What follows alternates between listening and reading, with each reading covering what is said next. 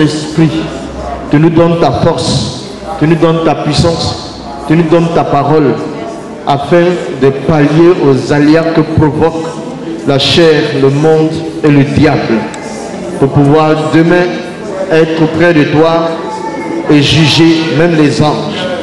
C'est pourquoi nous te saluons. Les disciples de Jésus, vous avez un trajet que le Seigneur trace pour vous. Vous êtes disciples de Jésus, vous avez une direction que le Seigneur veut que vous preniez. Vous êtes disciples de Jésus, vous avez une présence dans un lieu par le Saint-Esprit qui a une raison. Tu ne peux pas être présent quelque part pour rien. Vous êtes disciples de Jésus, vous êtes bouleversés par le Seigneur pour bouleverser le monde. C'est ça, l'heure qui nous attend, l'heure que nous vivons, c'est l'heure de ceux qui savent, qui se laissent bouleverser par Dieu pour bouleverser des vies. Nous allons prendre nos Bibles dans les Actes des Apôtres, le chapitre 17, les 3-4 premiers versets. Et puis on va laisser l'Esprit de Dieu continuer le travail en nous. Paul et Silas passèrent par Amphipolis et Apollonie. Et ils arrivèrent à Thessalonique. Où les Juifs avaient une synagogue. Paul y entra. Selon sa coutume. Pendant 3 sabbats. Il discuta avec eux. D'après les Écritures. Expliquant et établissant que le Christ devait souffrir et ressusciter des morts. Et Jésus que je vous annonce, disait-il, c'est lui qui est le Christ. Quelques-uns d'entre eux furent persuadés et se joignirent à Paul et à Silas, ainsi qu'une grande multitude de Grecs, craignant Dieu et beaucoup de femmes de qualité.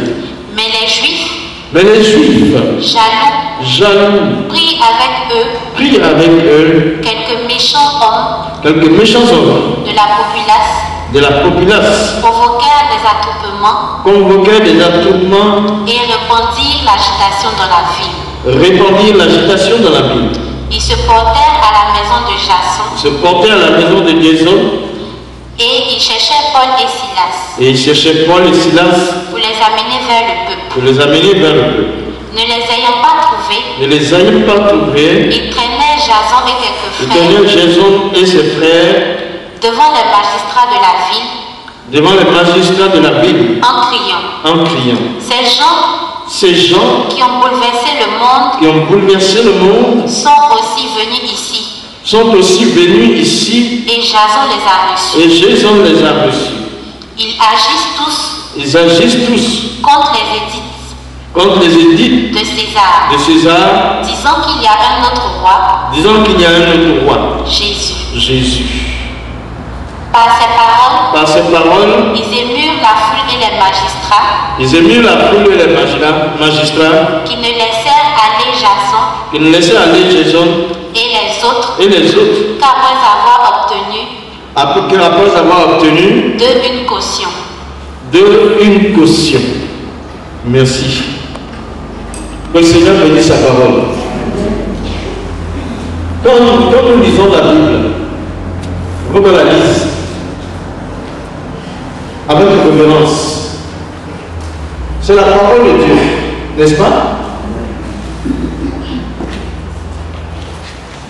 Tout le monde, beaucoup respectent la parole de leur Dieu dans d'autres endroits.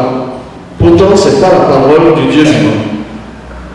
Ici, nous revenons, si vous avez la parole de Dieu devant les yeux, ne les ayant pas trouvés, le verset 6. Ils traînèrent Jason et quelques frères devant les magistrats de la ville en criant. Ces gens qui ont bouleversé le monde sont aussi venus ici Ces gens qui ont bouleversé le monde sont aussi venus ici. Ces gens qui ont bouleversé le monde sont aussi venus ici. Et Jésus les a reçus. Donc ce matin, nous allons dire le disciple de Jésus. Celui qui sait qu'il est disciple de Jésus, il doit bouleverser le monde. Il faut que le monde soit bouleversé. Il doit bouleverser le monde. On a déjà dit une fois cette parole. Celui qui arrange toutes les affaires est arrivé. Ou bien quand j'arrive, on dit le carter, celui qui capte les choses. Mais nous sommes appelés à bouleverser le monde.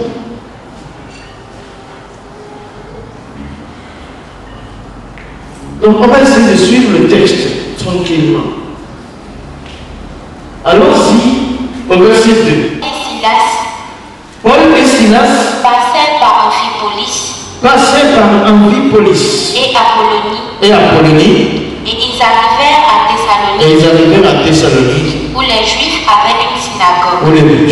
avaient une synagogue. Merci.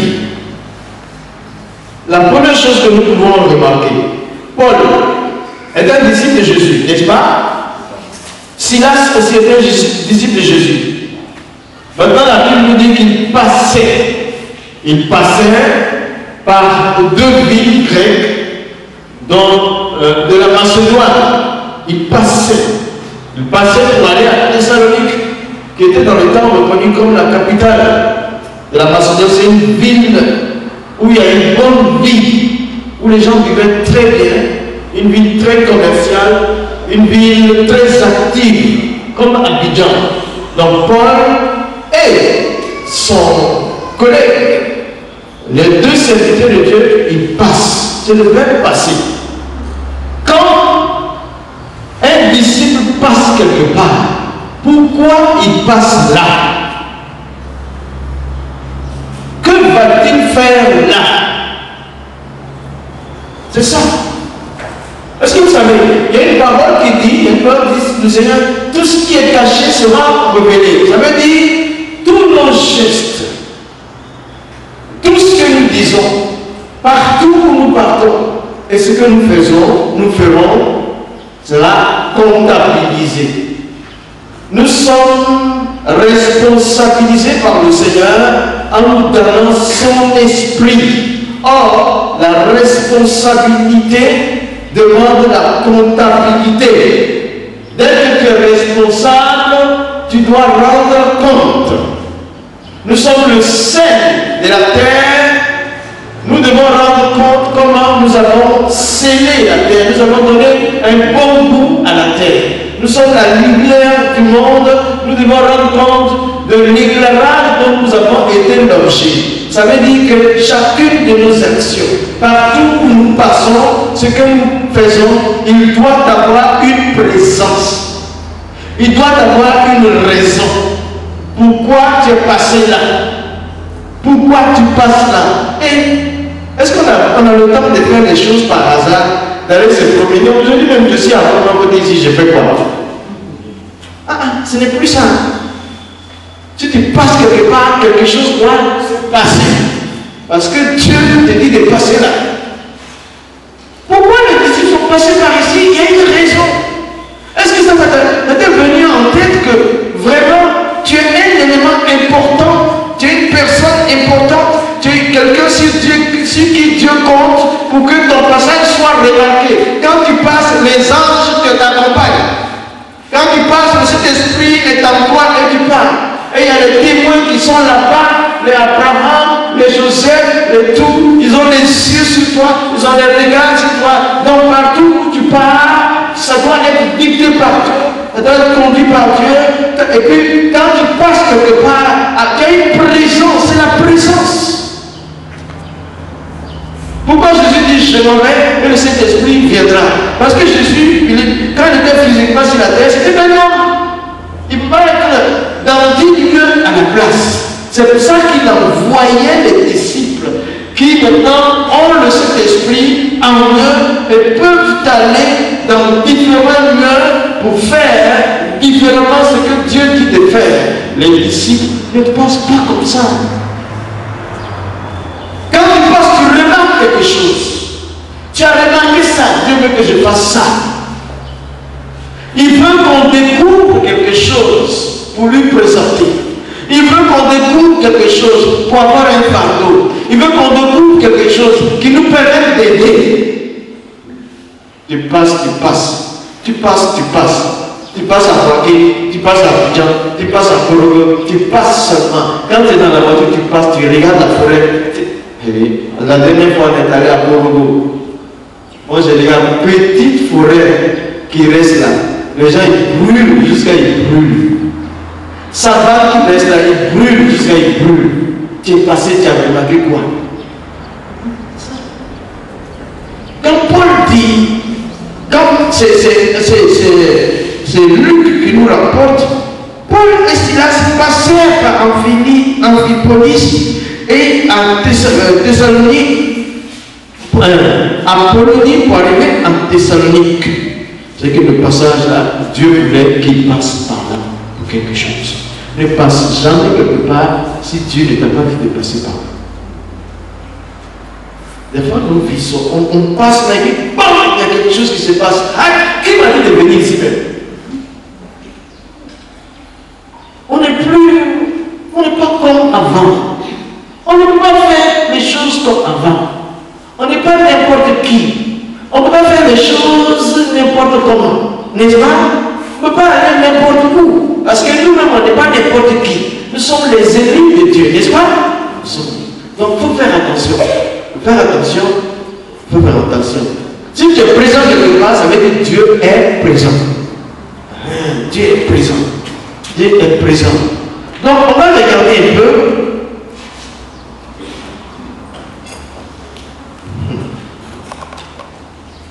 On va regarder un peu. Tu vois, un exemple. Prends 2 Rois, chapitre 4, un exemple de passage de quelqu'un. On te dit en Égypte, l'ange de la mort passait.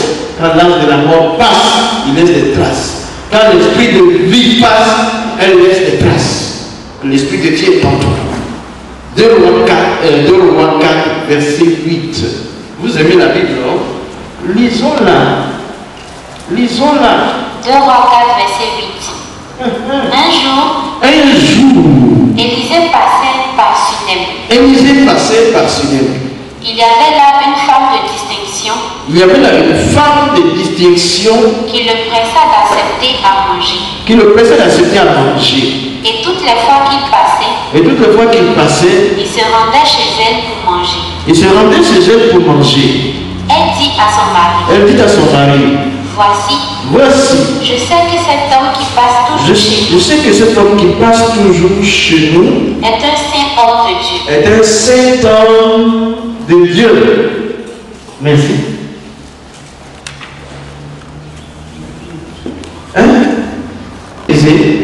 Quand je passe, il dit que c'est pour ça qu'on est le saint de Dieu. C'est comme ça. Mais comme Élisée, il est mieux que moi, quand il passe, il ne dit rien. Mais son passage, ça provoque quelque chose. Il passe parce qu'il y a un besoin qui passe de cette année. Et la femme, il n'a pas marqué sur lui, je suis le prophète qui a remplacé Élie. La femme regarde une femme de bonne vie, c'est-à-dire une femme qui a une belle vie. Là, par exemple, on pourrait dire une belle maison, qui a une situation sociale bien posée. Elle regarde cet homme passer, elle dit c'est un saint de Dieu. Elle appelle homme de Dieu. Descends chez nous.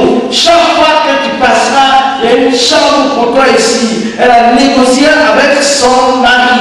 Ils ont fait une chambre haute pour que l'homme de Dieu, le saint de Dieu, puisse rester. Maintenant, quand le saint de Dieu il arrive, il y a un problème. Ça sort. On comprend pourquoi il est passé.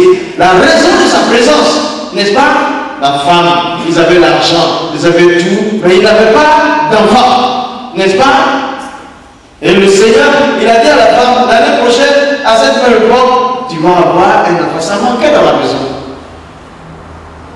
Mais son passage signalait une présence, un besoin. Et le besoin est pourvu par sa présence. Quand tu es présent dans un quartier, qu'est-ce qui se passe? Quand tu es présent dans ta maison, qu'est-ce qui se passe? Quand tu es présent dans une entreprise, qu'est-ce qui se passe? Quand tu es présent quelque part. Je vous assure, pour nous qui avons le privilège de voyager un peu, même dans le dernier voyage, on m'a accueilli, un entrepreneur qui m'a accueilli dans sa belle maison, avec sa femme. Ils sont chrétiens. Mais c'est la plus belle chance qu'ils m'ont donnée là, à part pour eux-mêmes, à part la chambre du couple. C'est quelqu'un, leur chambre là, eux, leur travail, c'est le revêtement des sols. Ils vont appuyer la terre jusqu'à appuyer les murs. Très bien. Il fait cette entreprise, ses enfants sont nés dedans, les enfants aussi continuent dedans. Maintenant, la chambre là, je dors la nuit. Il y a quelqu'un qui vient, il veut m'étrangler. Il veut m'étrangler. Aïe. Il dit comment ça? Toi, t'es quitté où? C'est comme ça on dit. Il dit c'est pas à quitter. Les amis, dans la ville, il faut être prêt pour tout. Ah, jolie maison comme ça. C'est tellement bien. Mais tu veux Dieu pour venir tranquille, un serviteur de Dieu qui passe. Où se connaît? Et est-ce que vous êtes prêts? Le danger peut venir de là où vous attendiez le point pour que l'Esprit de Dieu qui est en vous manifeste la puissance de Dieu. Parce que Dieu est présent quelque part. Oh, est-ce que c'est un problème même? Je vais dire, bouge, au nom de Jésus.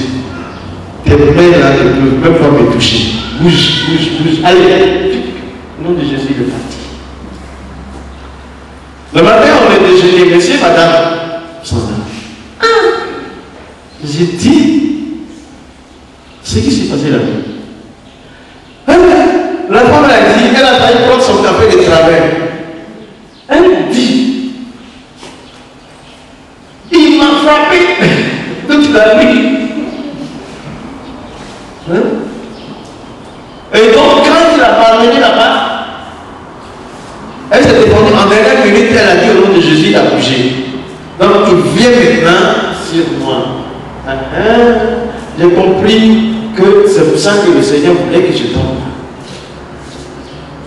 Dans ce jour-là, prière qu'on a allumée. Donc ça faisait que, il y a des fois, quand le monsieur me dit, il salue sa femme, il dit que c'est un autre message qui sort. Ah, qu'est-ce qui se passe? Pourquoi on fait pas là? L'esprit était là depuis. La maison est belle, mais le démon est là pour créer des situations. Et donc, moi je ne suis pas venu là par hasard. Si tu es quelque part, tu as une puissance, il doit avoir un bouleversement. Quelque chose va se passer. Pourquoi tu es là? Qu'est-ce que tu fais? Pourquoi tu passes?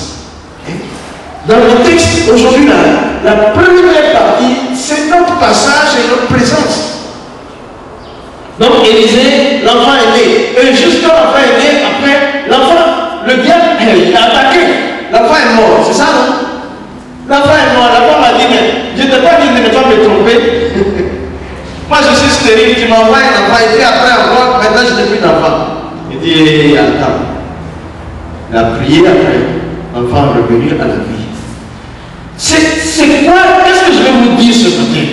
Le fait qu'un acte Dieu se soit manifesté par la puissance ne dit pas que tout est fini. Il y a un deuxième combat qui arrive parce que cette puissance va être attaquée puissamment par l'ennemi. Mais soyez serrés, ne soyez pas déstabilisés. Si je suis là, c'est parce que la victoire doit être là. C'est ça. C'est ça. Il y a des choses. Après, quand vous êtes déstabilisé, c'est trop bizarre. C'est trop bizarre. L'enfant est ressuscité, il est devenu l'enfant pour sa mère. Alors, ça c'était il disait, mais regardons, nous revenons dans Actes, revenons dans Actes et prenons le chapitre 16. Quelques éléments de la présence des disciples.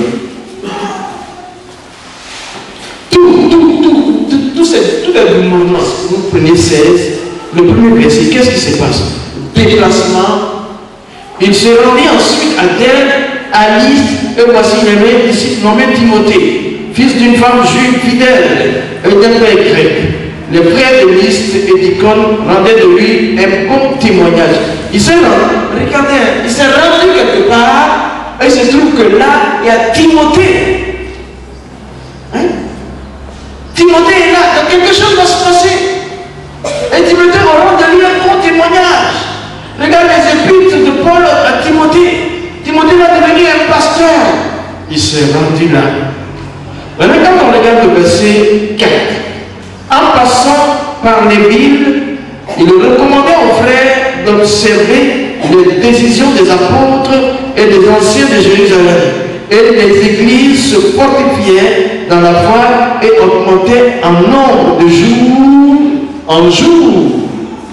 Premier passage, on découvre Timothée. Deuxième passage, il arrive là, c'est pas pour rien.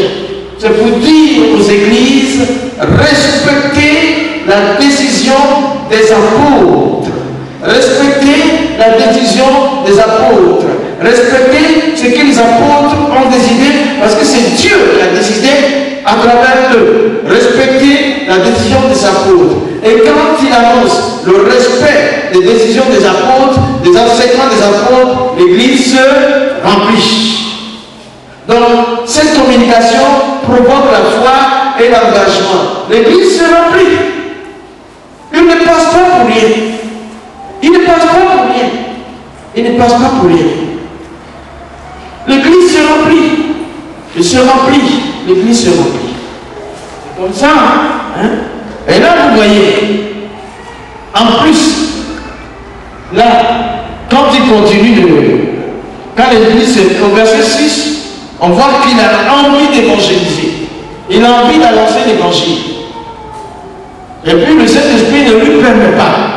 C'est-à-dire, maintenant ici, Paul a un désir ardent. Il est habitué à l'action. Il n'est pas habitué à rester en place. Il bouge parce que Dieu veut qu'il bouge. Maintenant, comme il est tellement sûr que Dieu veut qu'il bouge, il a bougé à un moment donné, il a failli bouger avant Dieu. Et le Saint-Esprit dit non, reste là. Il empêche, et après, voilà le Macédonien qui se présente.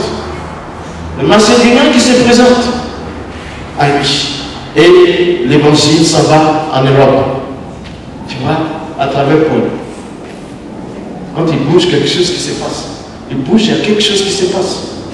Il bouge, il y a quelque chose qui passe. Quand tu passes, il faut qu'il se passe quelque chose. Remarque quelque chose. Dieu veut que tu passes. La route que tu as prise pour arriver ici ce matin-là, tu n'as pas remarqué quelque chose. Tu as remarqué quelque chose, c'est sûr. Dieu veut que tu fasses quelque chose. Il veut que tu fasses quelque chose. Dieu veut que tu fasses quelque chose. Hein? Il y a ce Britannique-là qui a 25 000 fidèles dans son église. On était assis, disons, c'est pasteur que moi j'ai enseigné. Et puis au moment du repas, les gens ont une grande liste comme ça pour pouvoir parler 1 minute avec cet homme de Dieu là. Parce que vraiment, quelqu'un qui a 25 000 fidèles et il est en Angleterre, il a quelque chose à dire. N'est-ce pas? Mais comme tu as dit, celui qui a 10 enfants, il a quelque chose à dire sur l'éducation des enfants. Alors moi j'étais tranquille, je suis en train de manger et il a envoyé quelqu'un qui me dit, celui-ci, c'est à lui que je veux parler. Il me dit, Colin, je vais te parler. Les gens font comment quoi la porte. Moi, je n'ai pas fait comment quoi. Il m'appelle et il vient. J'ai envie de causer avec toi. L'esprit à moi veut que je parle avec toi. Veut que je partage avec toi. C'est là, quand c'est comme ça, moi, j'ouvre mes antennes, mon magnéto. C'est un homme de Dieu. Hein? Quand tu bouges, tu es à l'école aussi de la vie. Il a commencé à me parler d'Étienne, qui parlait avec sagesse, qui répondait avec sagesse, qui faisait tout avec sagesse. Il dit vraiment, le Seigneur veut que je te dise qu'il y a une foule après toi. La sagesse que tu as, il va augmenter. Étienne a parlé en sagesse et personne ne pouvait égaler sa sagesse. Tu vois, donc je n'étais pas là par hasard.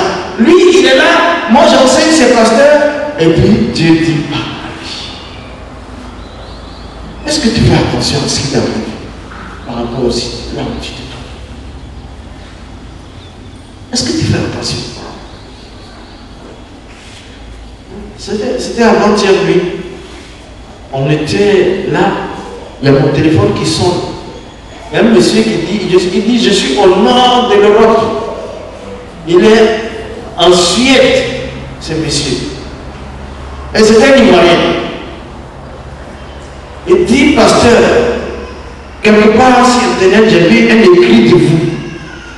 Si vous permettez, je peux vous poser des questions. Je vais vous poser des questions. Je lui dis, allez-y. Il dit, lui, il était catholique. Il prêchait en tant que catholique. Et il arrivait en Suède, il n'arrivait pas à travailler. Donc, il était bizarre. Il se disait, mais je prêche Dieu et puis je ne travaille pas, je n'ai pas à manger, c'était difficile, tout ça. Et puis il allait trouver un suffi qui a prié pour lui et il a eu du travail. Donc, à partir de ce jour-là, lui, il était suffisant avec les suffis. Il est devenu soufi. Alors il dit, mais je me sens bien dedans. Et puis, de l'autre côté, vous êtes l'inverse de moi. Vous êtes sorti de l'islam pour devenir chrétien jusqu'à pasteur. Donc, dites-moi pourquoi. Hein? Dites-moi pourquoi c'est arrivé ici. Et qu'est-ce que vous avez? Qu'est-ce que maintenant le christianisme peut me présenter plus que ce que le soufisme me donne? Il dit, ah bon? Là, c'est direct. C'est pas mon bar. On ne peut pas vous dire d'avoir des bons téléphones là. Vous avez des téléphones bricolés. On ne peut même pas vous appeler de loin. Parce que vous ne pensez pas à communiquer loin. Vous ne pensez pas à vivre des choses extraordinaires. Excusez-moi. C'est pas bien. Mais c'est la vérité. Celui qui veut aller loin pense à des choses loin. Ça c'est. Tu payes un téléphone à 5 000 francs, alors que tu peux acheter un nouveau à 10 000 francs. Tu dis j'ai gagné. Il n'a rien gagné. Tu as perdu, ouais. Il m'a appelé, il dit si la carte est finie, mais il faut me dire aujourd'hui, qu'est-ce que le christianisme m'a apporté? Il dit que lui là, quand il s'assoit, il dit là, quand il dit ça là, il a la joie. Mais avant, quand il disait notre Père qui est dans les cieux, il n'y avait rien qui s'est passé. J'ai dit, hein? Ça, c'est un autre direct qui m'a envoyé. Mon ami, je dis, bon, attends, si c'est que vous dites là, je vous prends au mot. Là, ça veut dire quoi? Ça veut dire, il n'y a pas de Dieu qu'Allah. C'est ça, c'est ce que ça veut dire. Il n'y a pas d'autre Dieu qu'Allah. Je dis, c'est abstrait, c'est général. Il n'y a pas de Dieu de promener, il n'y a pas tout. Il n'y a pas d'autre Dieu qu'Allah, il n'y a pas d'autre. Tu n'as rien dit, tout le monde sait que Dieu existe. Mais quand tu prends mon Père qui est sur la terre, non. Mon Père qui est où? Dans les cieux. Tu as tout gagné. Ça veut dire que ton Père est Dieu qui habite les cieux. Ça veut dire qu'il te prépare une place. Ça veut dire qu'il a tout ce qui est sur la terre. Ça veut dire qu'il peut te donner. C'est multidimensionnel. C'est relationnel. Alors que là, ça y est. Dès que tu dis mon Père qui est dans les cieux, c'est fini. Tu te positionnes une personne depuis la terre. Dieu est devenu ton Père. Il dit, hein, je n'avais pas vu les choses comme ça. Il dit, hein, ça il fallait voir avant d'aller te suffire là-bas. Ah non, il dit, mais après il revient. Quels sont les miracles? C'était moi. Mais c'est quelqu'un d'une très grande joie. Facilement comme ça, la porte s'est ouverte, tu vois, après ce premier vis-à-vis là. Parce que c'était un combat entre divinités. Après ça, son cœur est ouvert. Les soufis font des miracles. Dites-moi quel miracle vous avez fait. Vous avez quelle spécialité de miracle? C'est là, c'est satanique, c'est ta tentation qui est là. Je lui ai dit, je n'ai aucune spécialité de miracle. Mais là où je passe, s'il y a eu besoin, Dieu règle ça. Il dit, ah bon, là où je passe, s'il y a eu besoin de miracles, Dieu fait le miracle, mais je n'ai pas de spécialité de miracle. Je ne suis pas un spécialiste de spécial. Je sais non, pas ça. Je passe quelque part, je fais quelque chose. S'il y a besoin de miracle, le miracle se produit par Dieu et non pas par moi. Il dit, ah bon, comment vous expliquez ça? Je veux comprendre. Il dit, ok. Il dit, parce que les soufis, il y a une certaine prière là, quand ils font, tu peux avoir des miracles. Je dis, d'accord. Dis-moi un peu, cite-moi quelque singulier. Il dit, ah, est-ce que c'est un problème? Avec une appui claire, boiter à marcher. Hein? Quelqu'un avait une boîte, c'est sorti. Je dis, même pas trop longtemps, quelqu'un avait un cancer. La prière simplement est partie. Ça, c'est fini. C'est fini. Le gars, il dit, mais maintenant, entre toi et le ciel, depuis qu'il est soufflé, c'est pas suffisant. Est-ce que tu arrives au ciel? Il dit non, pour les choses du ciel, là, ça, je passe à tes côtés. Je m'occupe d'abord du matériel. Si tu viens avec Jésus, là, il va te préparer le ciel, là.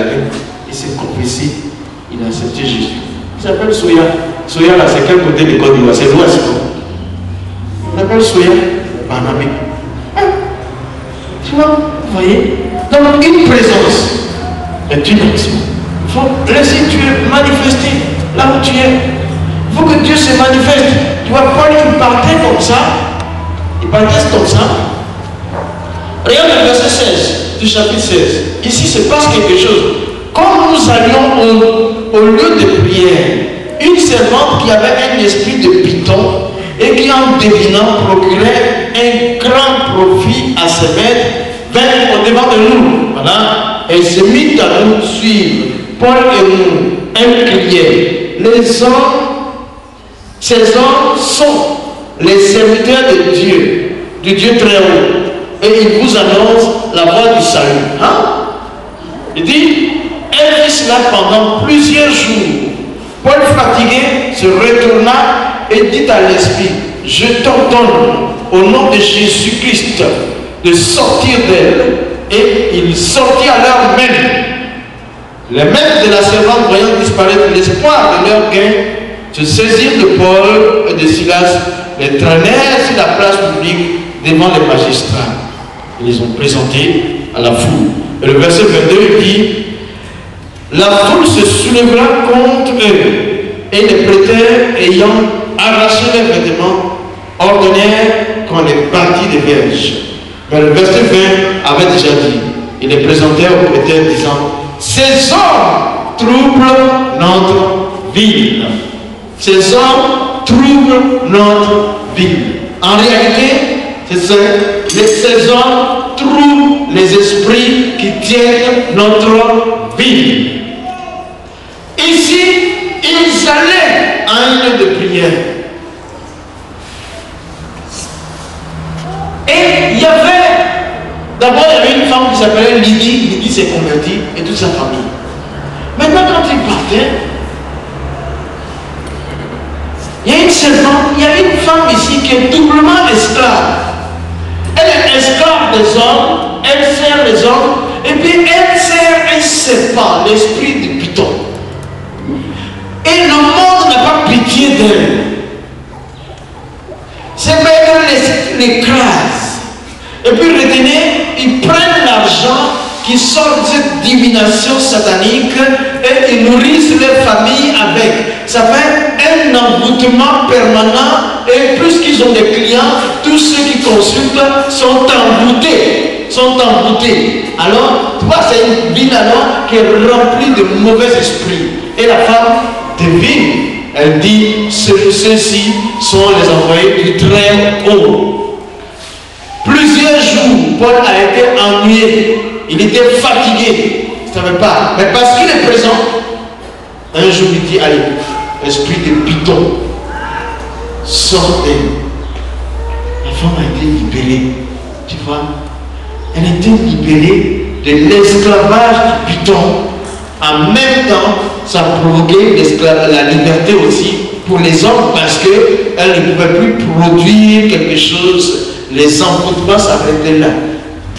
Les gens allaient avoir son argent. Tout ça, c'est arrêté. Mais regardez une chose.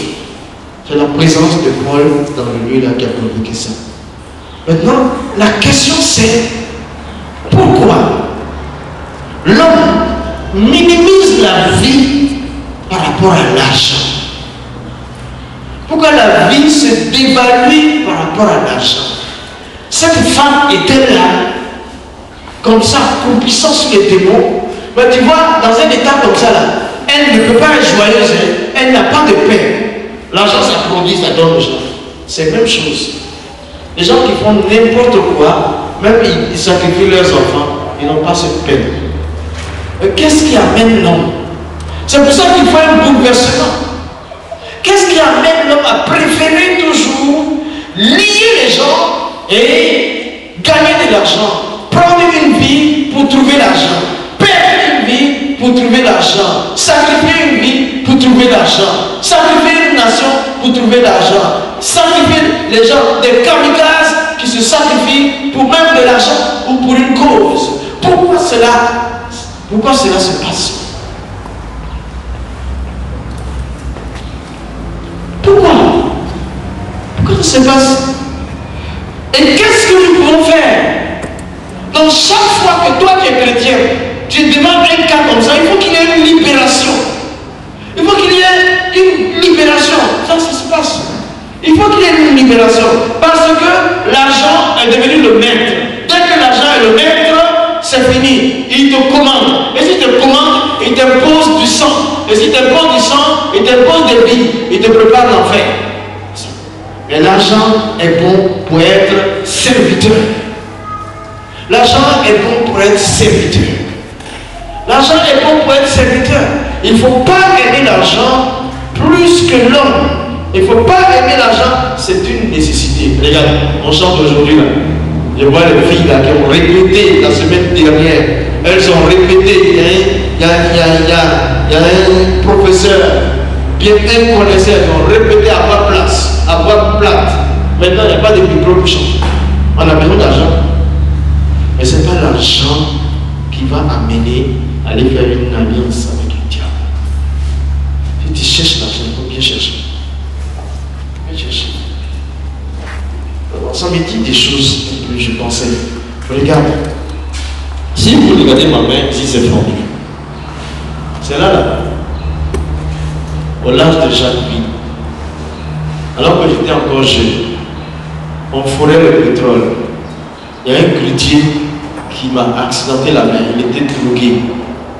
Il a cassé la main, il a fendu ça en deux. Le sang est coulé. Je n'étais pas encore chrétien. Je n'étais pas encore chrétien. Mais c'est quoi dans le pétrole, pour le ferrage du pétrole de cette nation? Voilà ça, à la marque dans ma main. Aujourd'hui, on tue les gens pour prendre l'argent de ce pétrole-là. Est-ce que vous comprenez? On sacrifie des vies pour prendre l'argent de ce pétrole de ce pays. Moi, j'ai la marque dans la main. Si je ne bouleverse pas la nation, je vais être marqué pour rien. Est-ce que vous comprenez? Il y a des choses à moi, mes amis, que Dieu met à moi quand j'ai dit la parole, quand je marche. Et il y a des gens qui pensent que lui là, il ne parle pas, c'est un chaos. Oui, quand je vois les bombes, les chefs d'État, Chirac, Hollande, Obama, envoyer des choses ici pour le pétrole de Côte d'Ivoire. Moi, quand je regarde ma main, je vois la marque du pétrole de Côte d'Ivoire, ici. Et puis je dis, Seigneur, il faut un bouleversement. Parce qu'on ne doit pas tuer pour prendre le matériel, mais on doit prendre le matériel pour donner la vie. Tant que ce n'est pas arrivé, il faut du bouleversement. Il faut bouleverser, il faut renverser. Il faut renverser. Ce que je dis là, ça va se trouver sur les satellites. Il faut renverser les mentalités. Et c'est pour ça que j'étais sur la terre. C'est pour ça que j'étais sur cette plateforme. Et c'est là que Jésus est venu me trouver.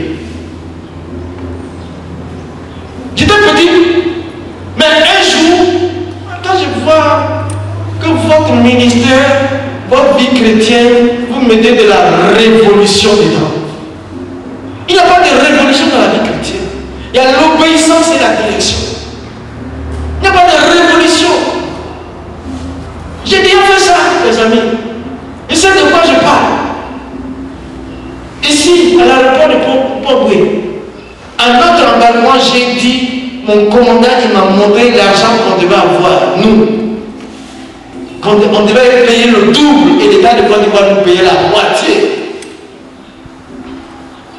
Le commandant, il est devenu mon ami, il était le plus petit. On m'appelait Petit Connu. Il est devenu mon ami, il a dit, mais il me dit, combien vous êtes payé? Comment tu es payé? Je lui ai dit mon salaire. Il dit, my God. Et qu'est-ce qui se passe? Il dit, c'est le double que tu dois avoir. Il dit, on donne le double. Mais c'est dit, moi je ne parlais pas trop, mais tout se passait dans mon cœur, dedans là. Des fois quand tu me parles, je vais te brûler. Je ne connais pas Jésus, je te regarde jusqu'à je mets le feu de mon cœur. Je te regarde, je vais te brûler. Il me dit des choses comme ça. Je n'ai pas dormi. Je n'ai rien dit à quelqu'un. On est débarqué. 28 jours là-bas. Il fait 28 jours. 12 heures de travail. On vient à terre. On fait 28 jours. L'embarquement. On est tous là. Notre équipe là. À l'aéroport de Port-Boué. L'hélico va nous prendre pour aller. Et puis, je me suis levé.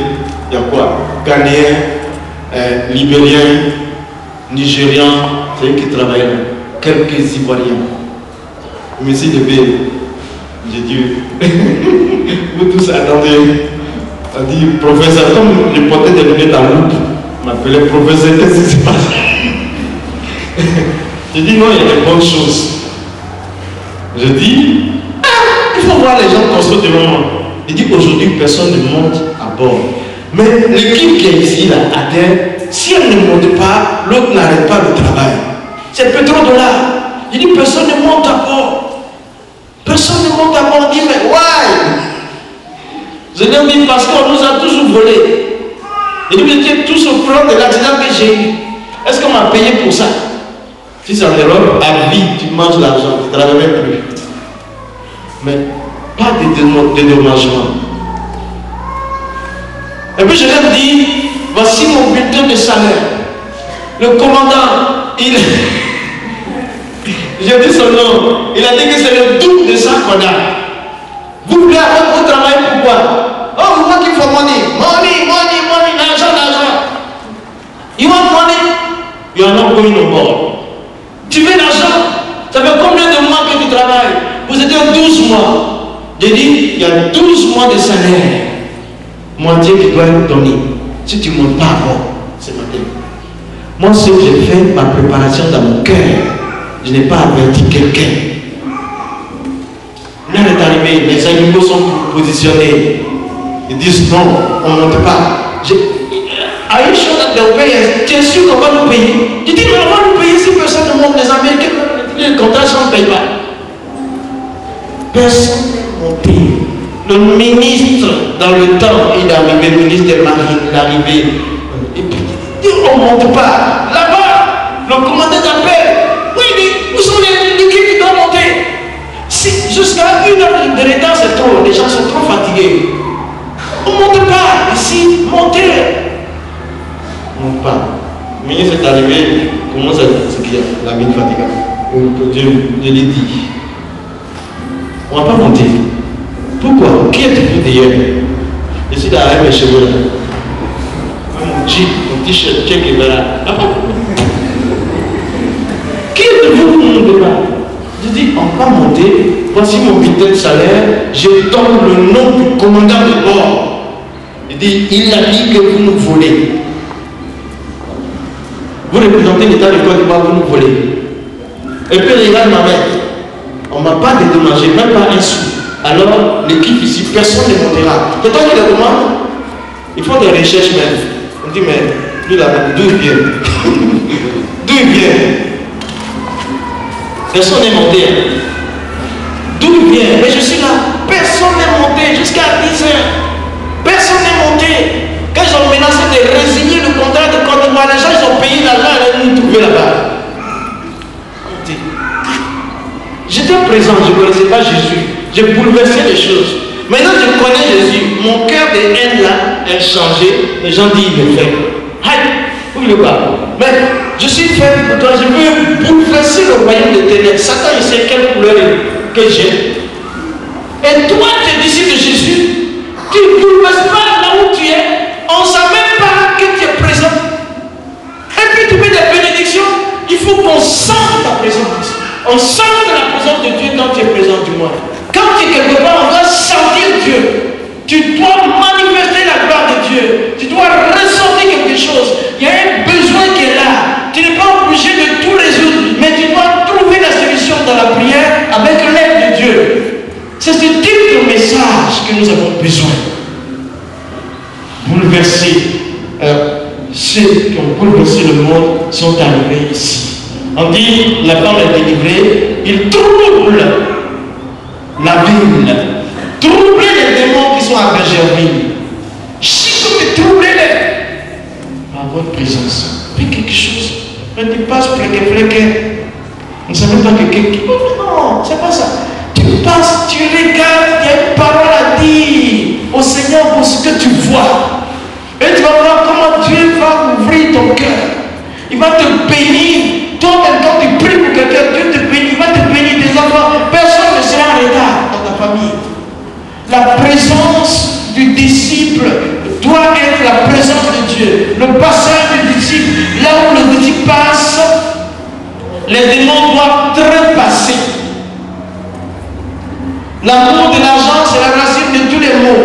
On doit utiliser l'argent pour envoyer les gens au ciel. C'est ça. Et non pas vendre les hommes pour l'argent. C'est ça. C'était pour vous expliquer. Là, Paul, après, les gens sont venus, ils l'ont mis en prison. C'est vrai. Ils l'ont mis en prison. Et qu'est-ce qu'il a fait la nuit? On l'a trouvé en train de louer le Seigneur. Il louait le Seigneur, la terre a tremblé, les portes de la prison se sont ouvertes. N'est-ce pas? Oh. Est-ce qu'il a le temps? Est-ce qu'il a le temps? Est-ce qu'il a le temps? On le met en prison parce qu'il a prêché la parole de Dieu. Il a délivré une femme qui était esclave. Alors quand il est en prison, il loue Dieu avec Silas, la louange, dans cette louange-là, la terre tremble.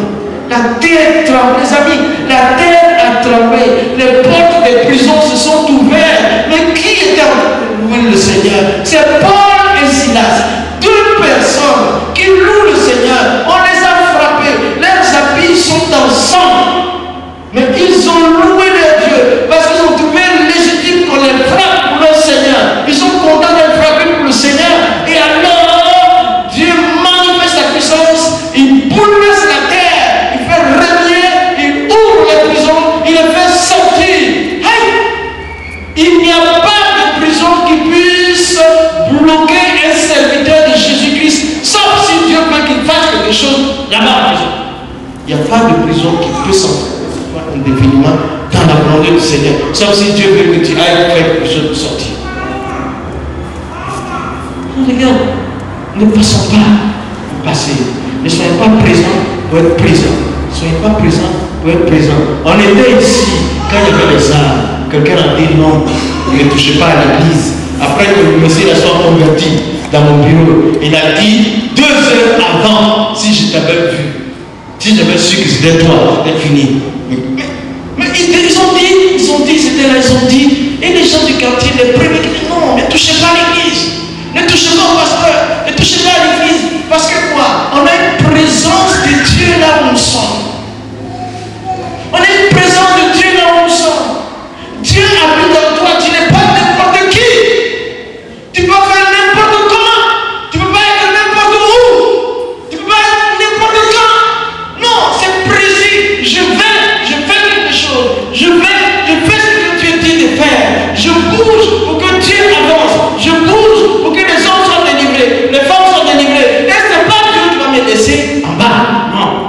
n'y a jamais un temps. Tu prends du temps pour prier pour tes enfants, pour toi-même. Pose les actes, tu vas voir comment tes enfants seront bénis. Parle du Seigneur. Prie pour lui, tu vas voir comment ils seront bénis. Aucun de tes enfants, tous seront disciples de Dieu. On était envoyé ici, une année, non, là-bas. Il y a eu une autre maman qui avait sa fille qui était enfermée en France dans la maison d'un occulte. Et il faisait n'importe quoi avec elle. Elle s'est cachée un jour, elle a pu téléphoner. La maman était dans des situations, je lui dis non, faut pas faire. Faut pas faire. Laisse. Attends. On est en veillée, on va prier.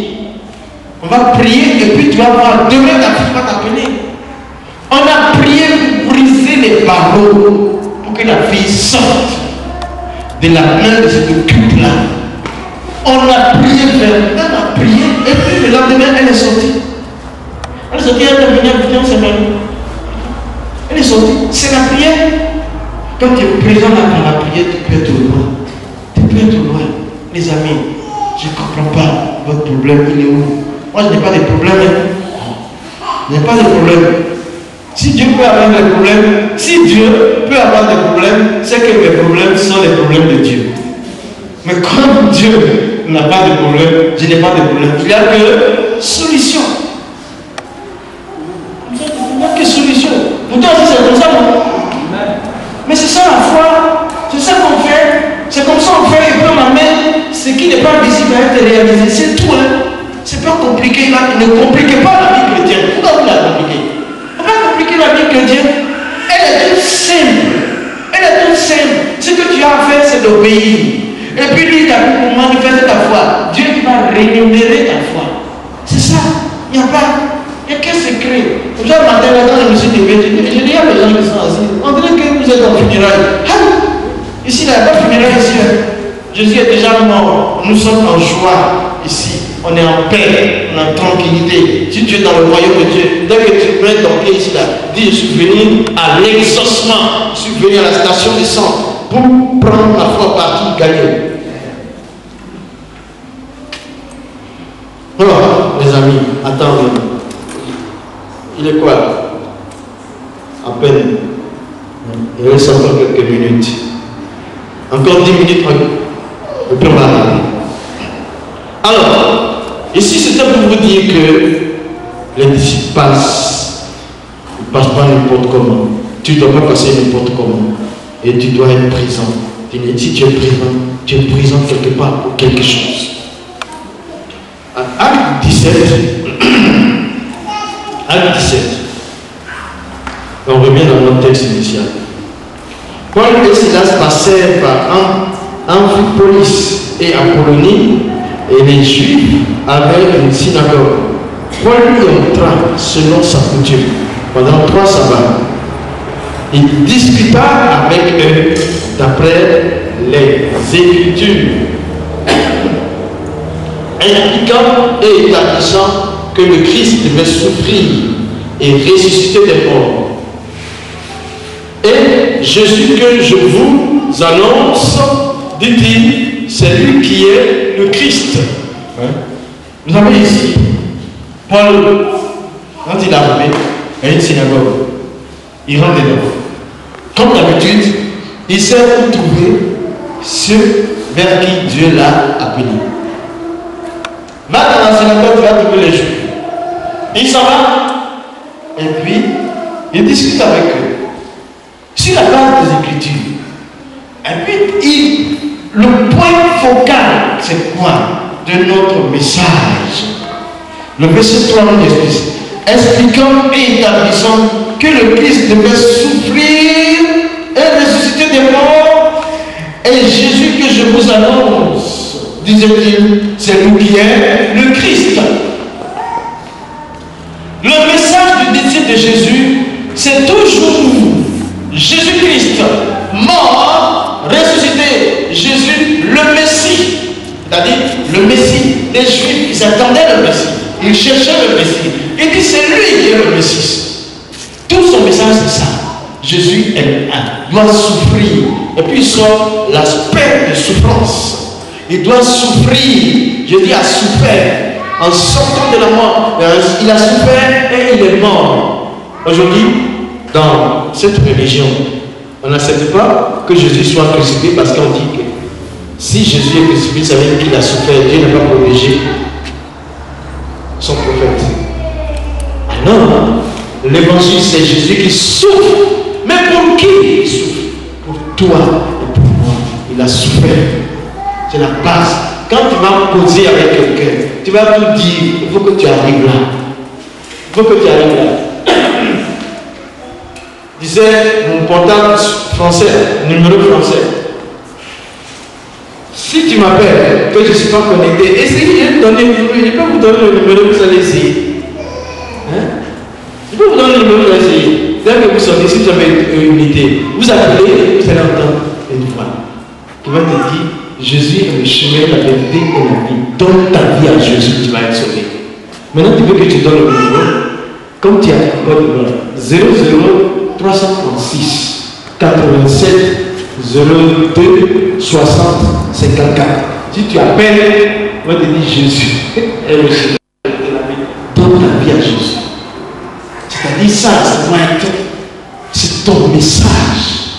C'est le message de ta vie.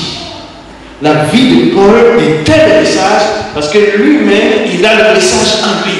Donc quand il rentre, il parle avec conviction de Jésus qui a souffert. Sa souffrance c'était pour moi, c'est pas pour quelqu'un d'autre. Il a souffert, lui il était bien. Il a souffert pour que je sois sauvé. C'est vrai, Jésus a souffert, il est sorti dans les morts. Il est sorti dans les morts. C'est ce que Paul s'est vertué. Il dit c'est lui le Christ, c'est lui qui va revenir. C'est ça le message. C'est là que notre puissance se trouve. Et quand il est là, le verset 4 nous dit que quelques-uns d'entre eux furent persuadés et se joignirent à Paul, des Juifs et puis une foule de personnes qui se donnent à Jésus. Ici, on a quelque chose qu'il faut remarquer. Juste après ce succès-là, ce qui s'est passé, le verset 5, voilà. Quand Dieu fait, l'ennemi attaque. En même temps, il attaque.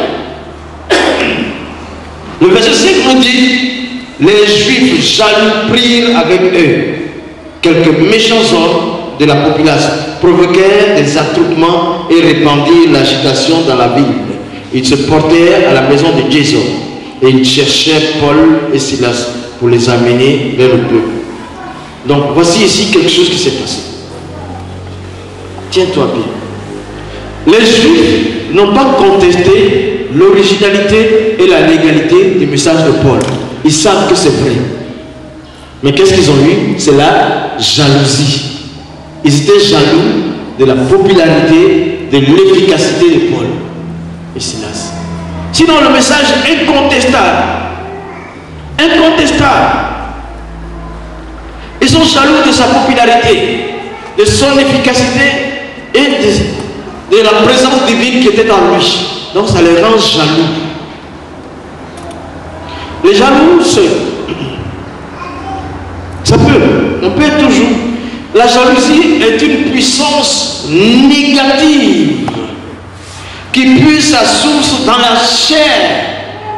Si quelqu'un est jaloux du succès de quelqu'un d'autre, c'est une puissance mauvaise qui se manifeste à travers la chair. C'est même pas un démon. C'est pour ça que c'est dangereux la jalousie.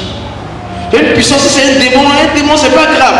Le démon le chasse et ça va. Mais la chair, la puissance de la chair se trouve dans la jalousie. Jaloux du progrès de quelqu'un, c'est la puissance de la chair qui se manifeste.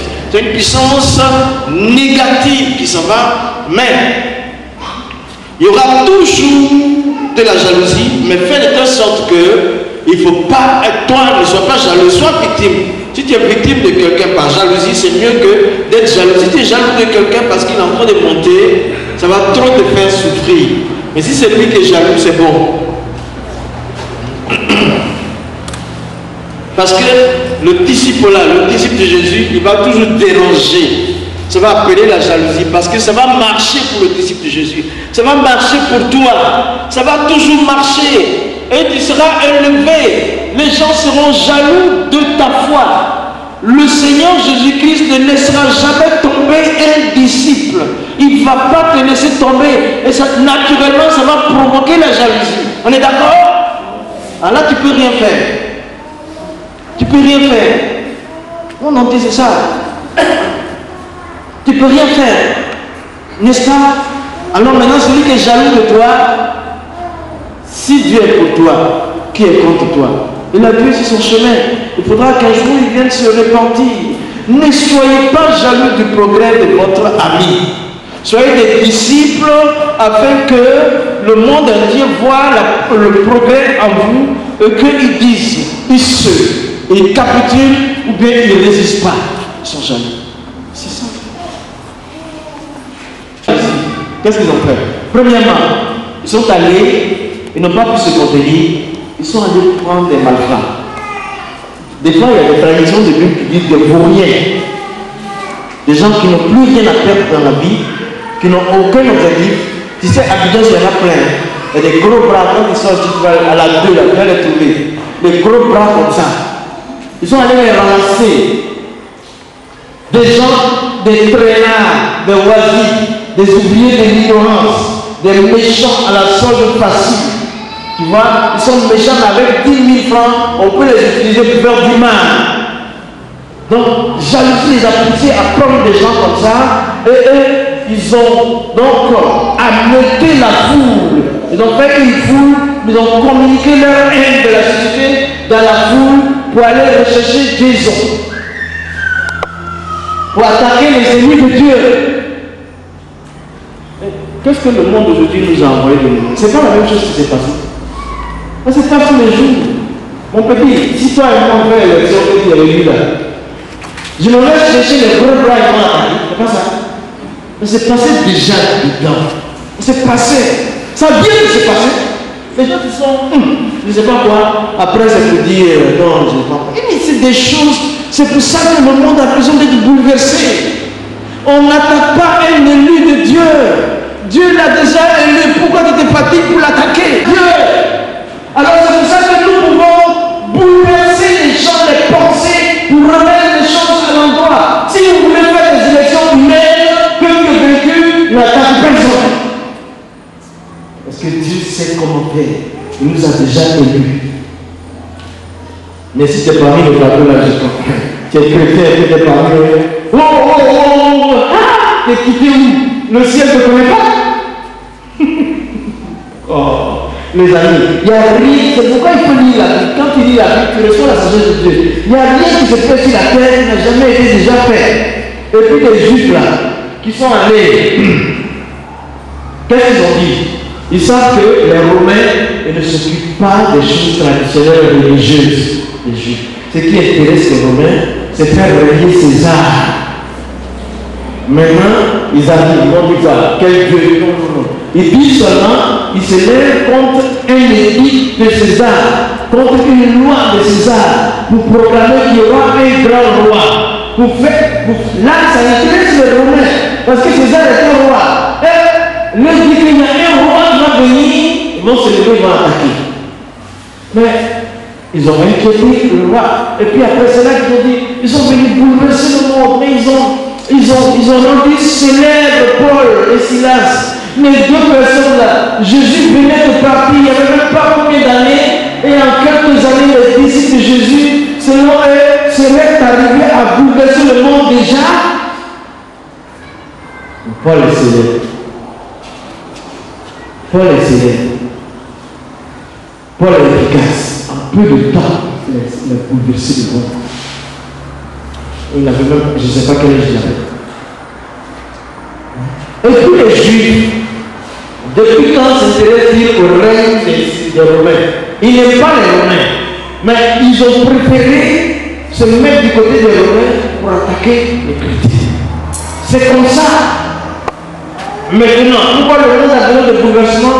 Parce que les États se mettent ensemble pour attaquer la foi chrétienne de nos jours.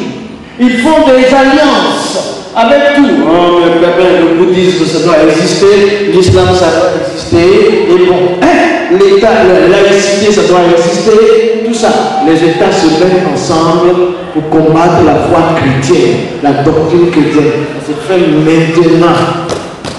Ce qui est là. C'est pour ça que le bouleversement doit venir de nous. On ne fait pas un bouleversement physique, on le fait spirituel. On le fait spirituel. On le fait spirituel. Il n'y a rien de nouveau sur la terre.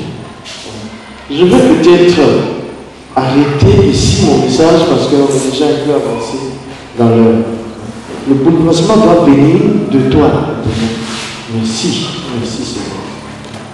Et c'est sur la qualification de Jason là que je vais arrêter. Parce que regardez, on découvre ici Jason. La Bible, là, on n'a pas beaucoup parlé de cet homme. Tu vois? Mais dans Romains 16, il est montré comme un parent de Paul. Il y a Jason, un homme dont on ne parle pas. Il est là, et puis on va chez lui, comme on n'a pas trouvé Paul, lui on le prend, on s'en va le frapper. Et après, ils l'ont libéré sous caution. Tu as vu? Ça c'est des choses qui se font maintenant. Ils l'ont libéré sous caution pour se dédouaner parce qu'on sait qu'il n'a rien fait de mal. Mais quand même, il doit payer une caution pour sortir. C'est des choses qui se font tous les jours. Quand il libère sous caution, c'est ton affaire là, c'est pas. Attends. Mais Jason, ils l'ont frappé. Alors, mais regardez un peu ce que cet homme a fait. Il a permis à Paul et Silas d'évangéliser efficacement parce qu'il les a reçus. Ils ont dormi chez lui, il a mangé. Deuxièmement, il est resté parmi eux et être disciple de Jésus. Tu vois, quand on vous laisse quelque part, après une semaine, si tout le monde a parlé en nous, on va venir de trouver aussi avec pas d'un côté, il torse nu. Il est resté parmi des gens religieux, il est resté disciple de Jésus. En plus, il n'a jamais renié son Seigneur face au coup qu'il portait. Il a été honni à cause de Jésus. Il n'a jamais dit je renie Jésus. Lui qui n'était pas populaire.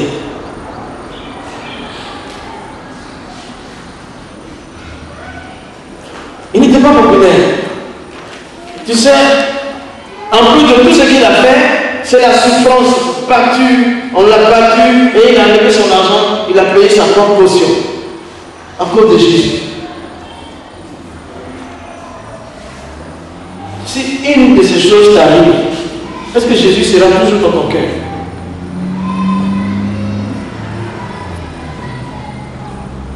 À cause de Jésus, tout a été fait. Les chrétiens du temps apostolique, est-ce qu'ils espéraient une seule gloire des hommes? Est-ce qu'ils pensaient avoir un peu de gloire pour les hommes? Est-ce qu'ils pensaient avoir un peu de félicitations de la part des hommes? Ils ne pensaient pas ça, ils ne s'attendaient pas à ça. On dit que certains ont été sciés. Ils n'ont pas vu ce qu'ils attendaient, mais ils espéraient toujours. Ils n'ont pas accepté. Et toi aujourd'hui, tu es assis. Si je prends celui-là, 2 fois, 3 fois, je ne vais pas à l'église parce que papa marche sur le pied de l'homme. C'est tout, c'est pas compliqué. C'est comme ça, en fait. On est disciples de Jésus, on sert Jésus, mais dès qu'il y a un crash, c'est pas la peine. Moi-même, je suis découragé dans ton église là. Quand on va, il est trop long. On regarde mal les gens. J'ai fait ça, j'ai fait ça, j'ai fait ça, j'ai fait ça, tout me regarde mal. J'ai fait ça, on ne me salue même pas. C'est pour la terre que tu as fait, ou c'est pour le ciel que tu as fait. Tu attends quoi? Ce que tu as fait pour le Seigneur. Jason, les gens comme Jason, je veux. On a besoin de Jason à la bonne voie. On a besoin de Jason dans le corps de Christ. Il donne, il donne, il donne, il donne, il donne, il donne son dos. On tape, il se lève, il s'en va, gloire à Dieu. Il est rien, il est rien, il est rien. Mais au ciel, vous allez voir sa couronne, vous pouvez lui demander. Moi, je vais lui demander, de quoi tu attends quoi de Dieu? Une récompense terrestre? Non. On a besoin. Aujourd'hui, le bouleversement, le monde a besoin de bouleversement, mais chaque chrétien a besoin d'être bouleversé à l'intérieur de lui. D'abord, tu dois avoir un bouleversement, un renversement. Tes pensées qui cherchent les choses de la terre, ils doivent partir. Sinon, tu peux pas bouleverser quelqu'un. Jamais. Mais on doit bouleverser parce que Dieu a mis un programme de bouleversement en toi. Tu ne fais que retarder ça. Tu ne fais que retarder ça. Et quand tu retardes ça, tu retardes tes bénédictions. Tu vas faire révolution. Jason. Où est Jason? Fais-toi que Jason a la bonne voie. Ou bien je vais trouver un Jason parmi vous ici. Je vais trouver 10 ici. Je vais trouver 30 ici. Est-ce que c'est moi qui suis le Jason? Dieu cherche des Jason. Je vais te dire.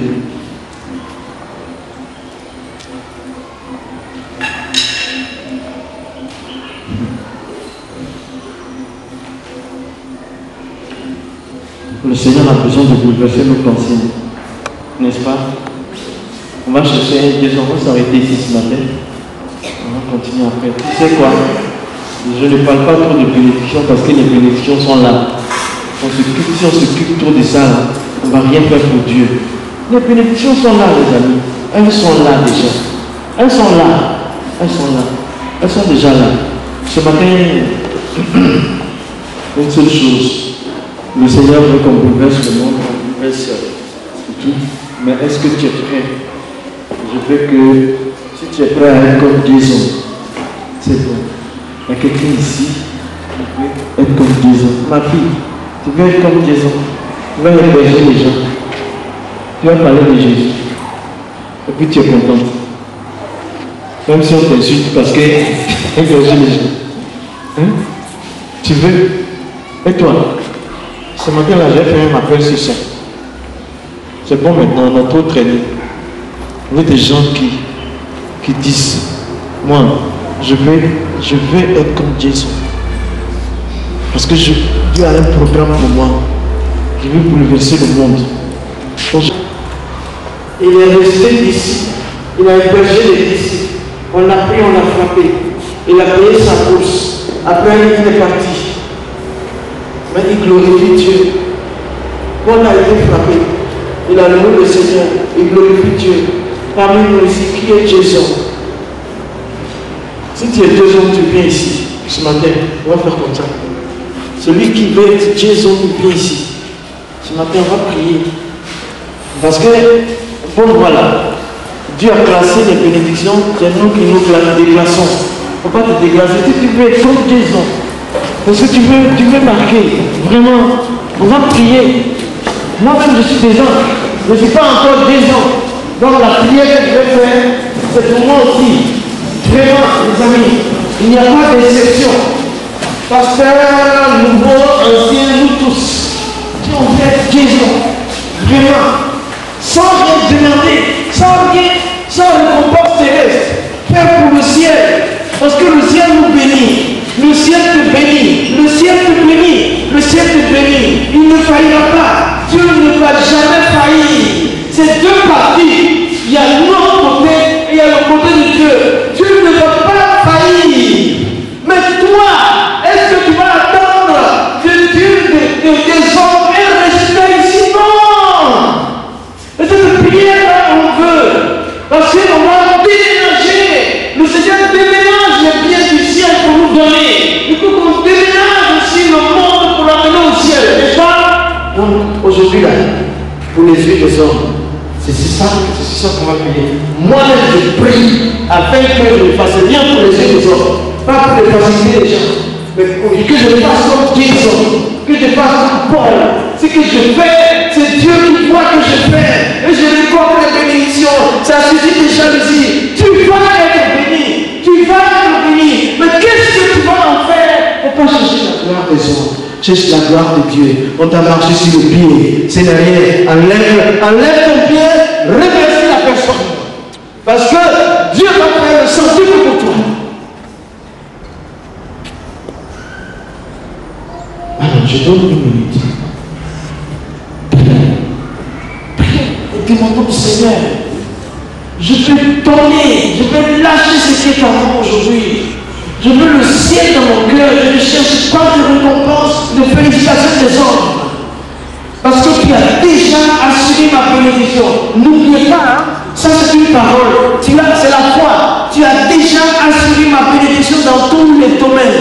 ça à Dieu. C'est une question de ça. Tu as déjà assuré ma bénédiction dans tous les domaines. Alors, je ne cherche pas une récompense humaine. Je ne cherche pas une félicitation des hommes. Seigneur qui est Dieu, je te rends gloire. Ce matin, je te dis, Père, oui, merci. Je cherche, je saisis ta bénédiction. Tu l'as déjà donné. Tu m'as béni. Tu bénis ma prospérité. Tu bénis mon année au retour. Tu bénis mon départ. Tu bénis tout. Tu l'as déjà fait, Seigneur. Maintenant, Seigneur, mets en moi. Bouleverse ma vie. Renverse ma vie. Afin que je ne cherche pas les félicitations humaines. Je cherche les félicitations célestes. Merci, Seigneur. Merci, Seigneur. Merci, Seigneur. C'est pour le ciel que je fais. C'est pas pour les hommes. Si l'homme me marche sur les pieds, j'enlève les pieds. J'enlève les pieds. J'enlève les pieds. J'enlève les pieds. J'enlève les pieds. Je bénis la personne. Je bénis la personne. Parce que la récompense c'est la grande au ciel. Enlève ton pied et bénis la personne. Quelqu'un t'a menti. Enlève ton pied et bénis la personne. Quelqu'un t'a insulté. Enlève ta bouche et bénis la personne. Quelqu'un t'a bousculé. Enlève ta bouche et bénis la personne. Merci Seigneur. Merci Seigneur. Et pose les actes pour la gloire de Jésus. C'est ça qui nous manque. C'est ça qui nous manque. Pour la deuxième étape de notre bénédiction. Vraiment Seigneur. Oh Jason, qu'est-ce que tu es un disciple de Jésus. Jason, tu es un disciple de Jésus. Je veux être aussi plus que toi. Merci Seigneur. Merci Seigneur. Merci Seigneur. Merci Jésus. Merci Dieu puissant. Bénissez le Seigneur puissant. Bénissez le Seigneur. Dites-lui d'enlever toute considération de félicitations humaines. Le Seigneur, alléluia. Sois béni. Oh mon Dieu, sois célébré. Oh mon Dieu, sois magnifié. Oh mon Dieu, sois célébré de Jésus. Est-ce qu'on s'est bien entendu?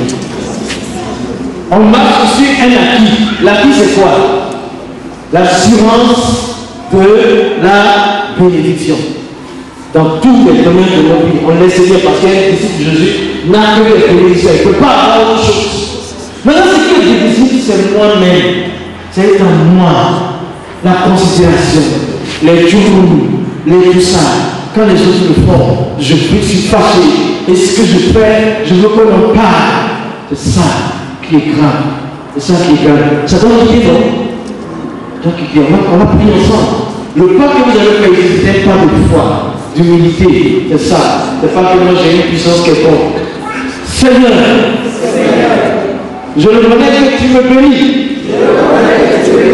Que tu veux m'amener à une autre étape de la bénédiction.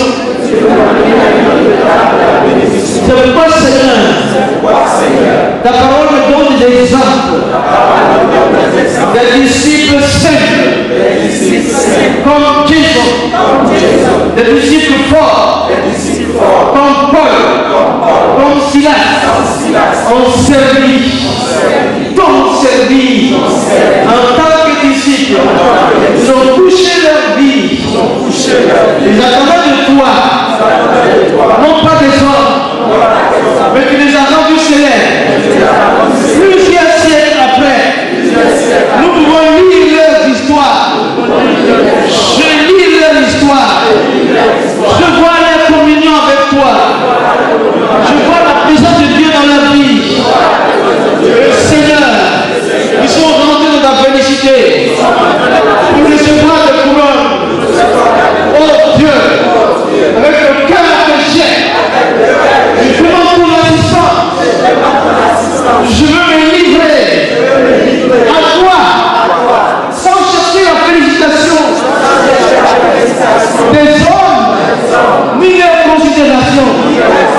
Seigneur, parce que je veux rentrer dans la deuxième étape de ma bénédiction qui est plus grande que celle que tu m'as déjà faite.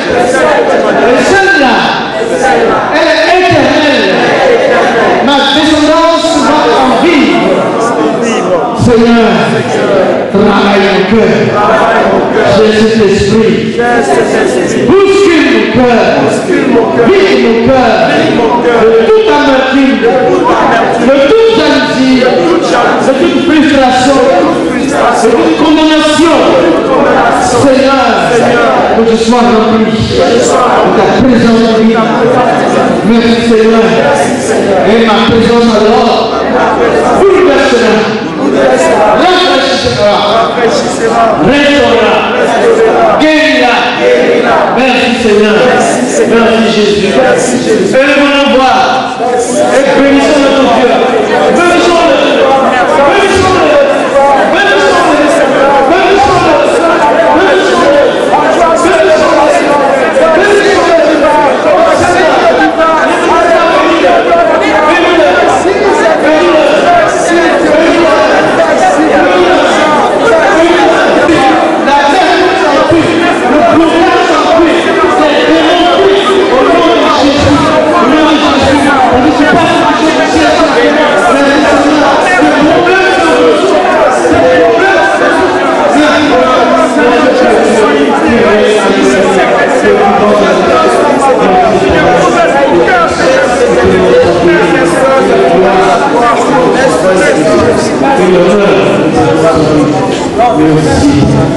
Merci Jésus. C'est sans limite ce que Dieu va te faire. Je sais de quoi je parle. Prends ton courage, ouvre ta bouche, bénis les gens. Tous les jours, Dieu ne fera jamais les éclats du ciel pour toi. Il ne va pas le faire parce qu'il suit sa parole. Prends ton courage. Que ton nom soit béni. Qui sommes-nous sans toi? Mais avec toi, nous faisons des espoirs.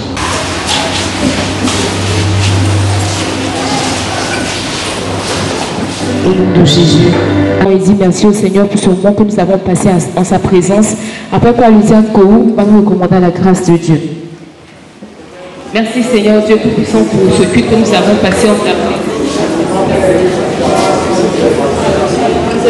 Merci Seigneur de ce que tu nous aideras Seigneur dans cette marche. Merci Seigneur de ce que tu permettras Seigneur que nous gardions Seigneur à cœur ce message. Père éternel, maintenant Seigneur nous allons nous séparer. Je te demande d'accorder ta bénédiction à chacun de nous. Que le chemin Seigneur qui nous mène à notre domicile soit Seigneur protégé par toi mon Seigneur. Amen.